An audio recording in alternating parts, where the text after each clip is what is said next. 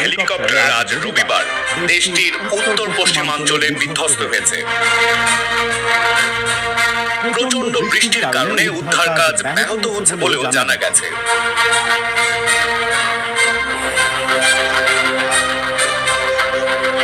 ইরানের রাষ্ট্রীয় সংবাদ এজেন্সি ইরনার প্রতিবেদনে বলা হয়, প্রেসিডেন্ট রাইসি আজারবাইজান ইরান সীমান্তে একটি বাঁধ খোলার অনুষ্ঠান থেকে ফেরার সময় ফারজাকান অঞ্চলে তাকে বহনকারী হেলিকপ্টার অবতরণের সময় বিধ্বস্ত হয়।